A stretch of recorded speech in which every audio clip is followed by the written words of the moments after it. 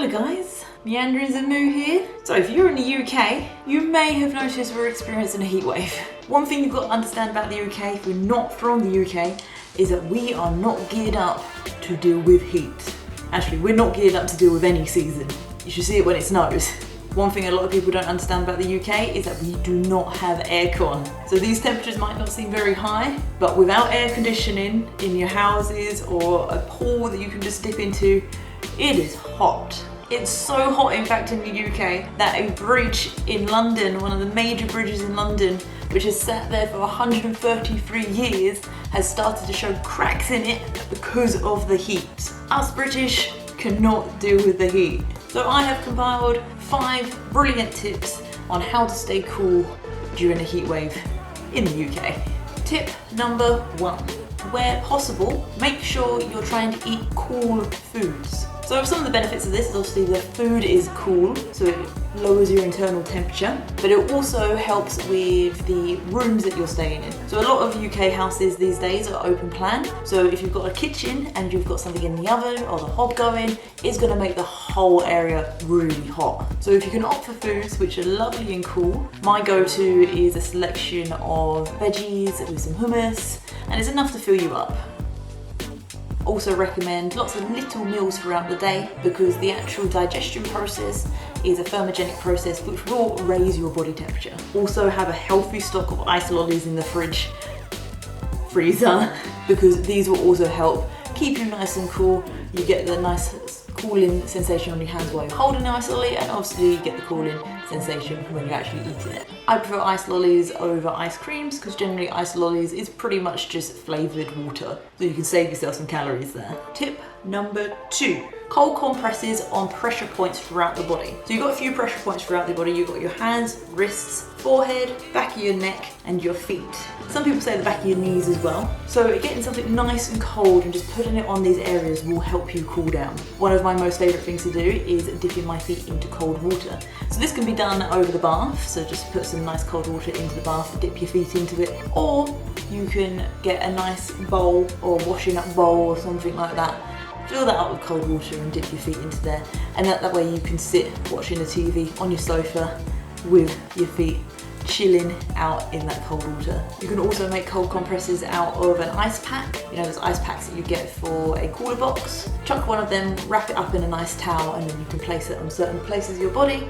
Equally, you can soak a flannel in cold water, wring it out, and that makes a lovely cold compress that you can keep on getting cold without having to freeze it again. Another genius tip that I've seen recently is people freezing hot water bottles, essentially making them cold water bottles. If you're doing this though, make sure you only fill it up halfway because water does expand when it freezes. Tip number 3, cold showers. So cold showers do have a lot of benefits for your health anyway, regardless of the time of year. Some people will literally have cold showers every single morning. It's not a personal favourite of mine, but I do like to cool down gradually with what I would say is a lukewarm to coldish shower.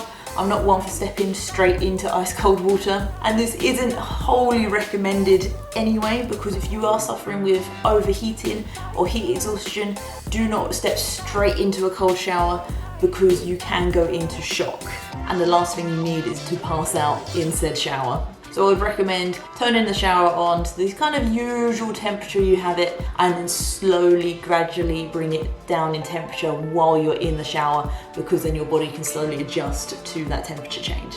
I personally like to do this after exercise because I do find that I am still sweating after exercise, and that can make it really, really difficult to get into another outfit, especially when you're trying to get back into another pair of exercise leggings. If you've ever tried to pull up a pair of exercise leggings while you're hot, good luck.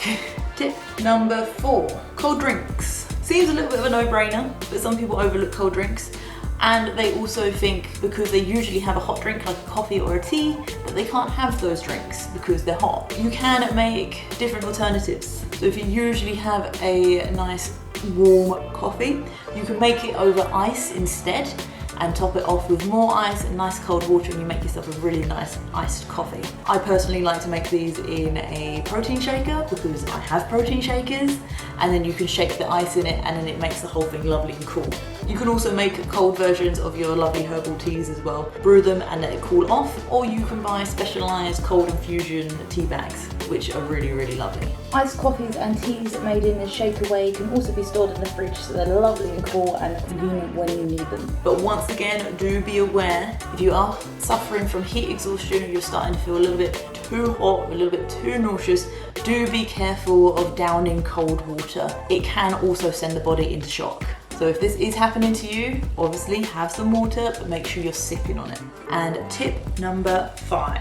Keep your blinds and curtains shut on a sunny day. So you can have the windows open, you can have the windows wide open, but make sure you keep the blinds and the curtains shut over them. This may seem like an easy one, but you'll be surprised. When I lived out in Ibiza, one of the things that my roommate used to do would come in and open the curtains. I would be sitting there quite happy in a nice dark room where it's feeling a little bit cooler than it is outside. First thing she did was come in and open all the curtains and let the sunlight in, which is lovely, but when it's so hot, that's just going to heat up the space. So keep them shut. Also invest in some nice blackout curtains. They will help keep your room a little bit cooler.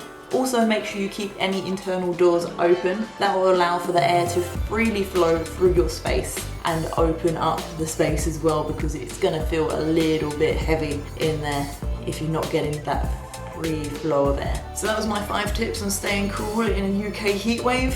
Some of you are probably already experiencing the thunderstorms that have come with this. Hopefully that's cooled down the area a little bit and you're not now suffering with any floods in your area. But remember, stay cool, monitor how you're feeling, make sure you're not getting too hot, cool yourself down when you need to, and just do a little bit of research and educate yourself on the difference between heat exhaustion and heat stroke. Because if you've got heat stroke, you need to go to the hospital. But hopefully you won't get to that point by following these tips. So keep yourself safe out there, guys. Remember to like and subscribe, and if you've got any other questions or any subjects you want me to cover, feel free to leave it in the comments below. I've been Meanderings of Moo, guys, and I will see you next week. Peace.